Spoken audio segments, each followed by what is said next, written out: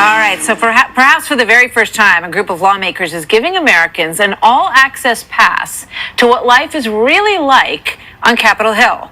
The 4 congressmen arrived in Washington. They had big hopes. They were going to drain the swamp. And instead, they have found that that is a whole lot tougher than they realized. Watch this.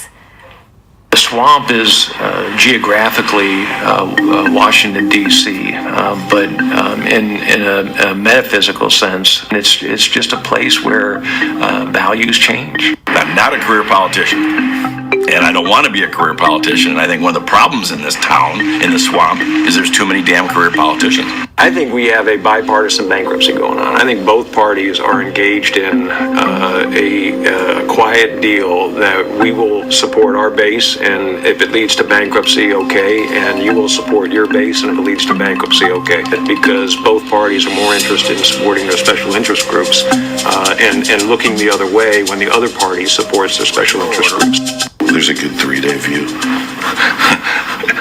We generally go from about 7 in the morning till about 9 at night. You know, I joke that I don't think I've ever worked so hard to accomplish so little. But if you stop working, you can be assured you won't accomplish anything. I was whipped on the first budget, which means that leadership comes up to you and asks you, how are you going to vote on this? And he said, Ken, are you going to vote for the budget? And I said, no, I'm not going to vote for the budget. And he says, well, why aren't you going to vote for the budget? And I said, well, because it doesn't balance. He says, well, it balances in 10 years. And I said, how long have you been here? And he says, I've been here 12 years. I said, 10 years ago, did they tell you it was going to balance? He looks at me and he says, you're right, it never balances. That's leadership. That's leadership's representative telling me it never balances. Here, the incentives are ass backwards, upside down. There's no incentive to save money here. In the private sector, I think the incentives, for the most part, though not perfect, are very good. Here, there's not an incentive to save money. There's an incentive to spend money. There's not an incentive to do what you believe in necessarily, or what you believe to be correct. There's an incentive to get to yes, to be on the team. Now, why do you want to be on the team while you're here? Well, because that's going to help you do what?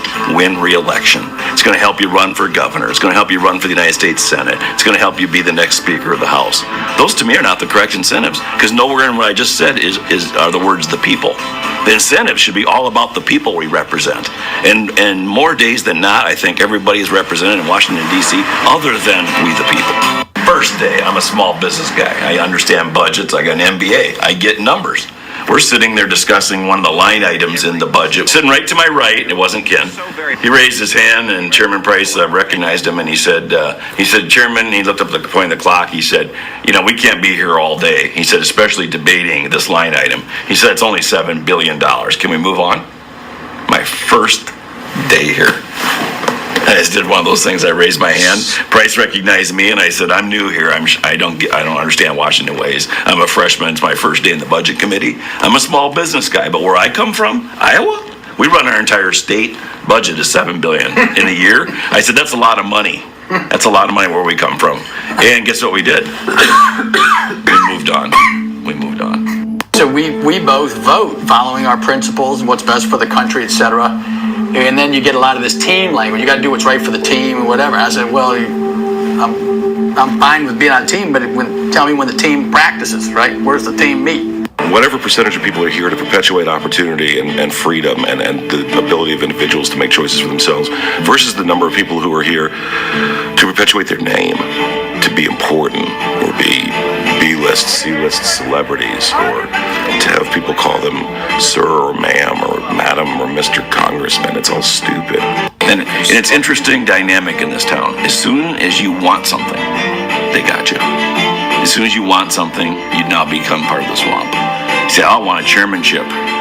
Okay, well, then you got to play the game by the rules they want. If you say, I want to be on an A committee, now you got to play the game by the rules that they set. As soon as you want something that they have, they got you. It's one of the scariest movies I've seen in a long time. Jason Chaffetz served as House Oversight Committee Chairman and is now a Fox News contributor. Is that partly why you left? Yeah, I really honestly believe you get in, serve, and you get out. And I started to sour, and I realized it wasn't healthy for me, and it wasn't healthy for my family. And I was a chairman, and everybody looked at me and said, "You can't leave. You're a chairman." And I'm like, "Well, yeah, but there's more important things in life, and I got to get a better balance in life." And this is an important show. A lot of things they say are absolutely spot on. They absolutely. When I first got there, Martha. People listen to that, and they look at you, they look at Trey Gowdy, and they say, people need to stick around, and there's never going to be any fixing any of this. Well, it's all about everybody being on the team, and whether you're Republican or Democrat, let's just all get reelected, and then we can stay in our apartments in Washington and have a nice life, and we won't have to actually ever get anything done. We can just sort of keep each other here. So look at the people, I slept in a cot in my office. I didn't get a nice place, but that place shouldn't just be for millionaires and billionaires to go ahead and run it. It is a tough life. Almost all of them, they work hard. It's sort of a third. You got a third of the people there that you really can't figure out what in the world they're doing there. You got another third that are just about the power, and then you got another third who I really think they put their heart and soul in it, like a Tim Absolutely. Scott There are and a good Cory people Gardner. there. Absolutely. Yeah, James We've had them on this Langford. set. You Yeah. just named two of them. But you just feel like it's cyclical. But there's no hope. There's no ability to drain the swamp. President Trump came in saying that was what he was going to do. The swamp, just watches presidents come and go, I guess. Well, some important things did happen. We did get rid of earmarks. When I first got there, I had the subcommittee chairman on appropriations say, "Hey, listen," he did this on the floor of the House. He said, "Listen, you're a freshman. We want to help you out. Come up with some earmarks. Keep it under $10 billion, and I'll make sure that we get that in the appropriations bill so you can get reelected."